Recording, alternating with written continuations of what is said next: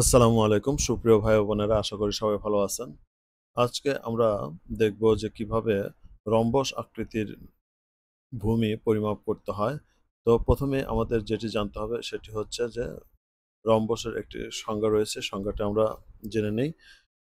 যে চতুর্ভুজের চারটি বাহুই সমান এবং বিপরীত বাহুদ্বয় পরস্পর সমান্তরাল কিন্তু কোনো কোণই সমকোণ নয় তাকে রম্বস বলে। এবং রম্বসের ক্ষেত্রফল নির্ণয়ের একটি সূত্র রয়েছে, খেয়াল করুন। রম্বসের ক্ষেত্রফল নির্ণয়ের সূত্রটি হচ্ছে এক বাহুর দৈর্ঘ্য গুণন বিপরীত বাহুর ওপর অঙ্কিত লম্বিক দূরত্ব। এখন আমরা এই রম্বসটির ক্ষেত্রফল নির্ণয় করে দেখব।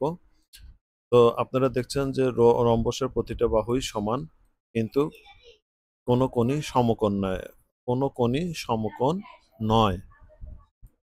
আচ্ছা, তো রম্বসের ক্ষেত্রফল নির্ণয়ের সূত্র আমরা যেটা পেলাম সেটা হচ্ছে এক বাহুর দৈর্ঘ্য ইন্টু বিপরীত বাহুর উপর অঙ্কিত লম্ব। লম্ব হচ্ছে এইটা, এটা হচ্ছে লম্ব।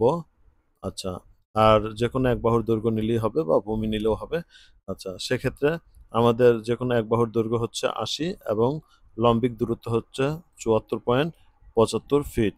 তো এই দুটো গুণন করলে আসতেছে হচ্ছে ৫৯, ৮০ বর্গফুট, অর্থাৎ ৫,৯৮০ বর্গফুট। এই ৫,৯৮০ বর্গফুটকে আমরা ভাগ দেব ৪৩৫.৬ দিয়ে। ভাগ দেওয়ার পর আমরা যে রেজাল্টটা পাবো সেটাই কাঙ্ক্ষিত ফলাফল, অর্থাৎ যত শতাংশ জমি তত শতাংশ আমরা পেয়ে যাব।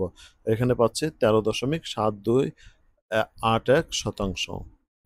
তো এভাবেই সাধারণত রম্বস আকৃতির জমির পরিমাপ করে। তো এই ছিল আমাদের আজকের ভিডিও। আবার দেখা হবে নতুন কোনো ভিডিও নিয়ে। সে পর্যন্ত ভালো থাকুন, সুস্থ থাকুন। আল্লাহ হাফেজ।